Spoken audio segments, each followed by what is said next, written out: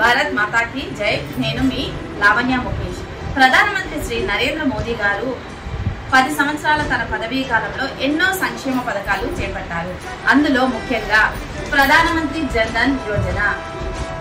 ఒకప్పుడు బ్యాంక్ లో account open చేయాలంటే ఐడి ప్రూఫ్, అడ్రస్ ప్రూఫ్స్ ఎన్నో అవసరమయ్యేది.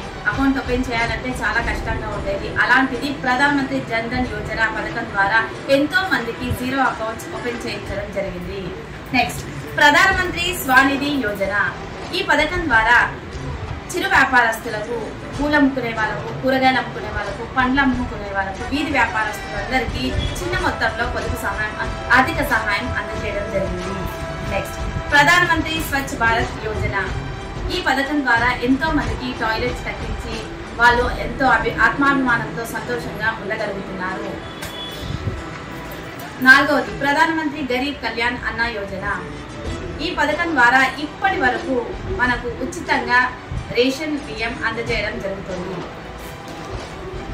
5, ప్రధానమంత్రి ఉజ్వల యోజన. ఈ పథకం ద్వారా ఎంతో మంది మహిళలకు ఉచితంగా గ్యాస్ కనెక్షన్ ఇవ్వడం జరిగింది. ప్రధానమంత్రి ముద్రా యోజన.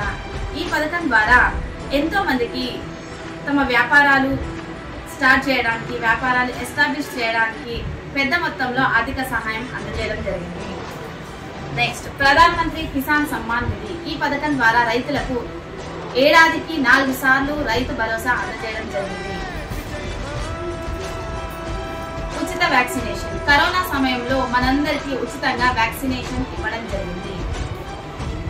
ప్రధానమంత్రి ఆయుష్మాన్ భారత్ యోజన. ఈ పథకం ద్వారా అర్హులైన వాళ్ళందరికీ 5 లక్షల హెల్త్ కార్డ్ ఇవ్వడం జరిగింది. అయోధ్య రామ మందిర నిర్మాణం. మన దేశంలో మన గుడి కట్టుకోవడానికి మనకు 400 ఏళ్లు పట్టింది. 400 ఏళ్ల నిరీక్షణ తర్వాత మనం అయోధ్యలో రామ మందిరం నిర్మించుకోవడం జరిగింది. అంతేకాకుండా భారతీయ జనతా పార్టీ మహిళా కార్యకర్తగా తెలంగాణ మహిళలందరికీ నేను చెప్పదలుచుకున్నది ఏంటంటే, నారీ శక్తి వందన్ అభియాన్ పేరుతో మహిళలకు 33% రిజర్వేషన్ కల్పించిన పార్టీ భారతీయ జనతా పార్టీ. ముస్లిం మహిళలకు అండగా ట్రిపుల్ తలాక్ను రద్దు చేసింది. ఇలా ఎన్నో సంక్షేమ పథకాలు మోదీ గారి ఆధ్వర్యంలో చేపట్టడం జరిగింది. దేశ రక్షణకు, ధర్మ రక్షణకు, దేశ అభ్యున్నతికి, మహిళా సాధికారికతకు కృషి చేసింది భారతీయ జనతా పార్టీ. కాబట్టి బీజేపీకి ఓటు వేయండి. శ్రీ నరేంద్ర మోదీ గారిని 3వ సారి ప్రధానిగా ఆశీర్వదించండి. జై శ్రీరామ్.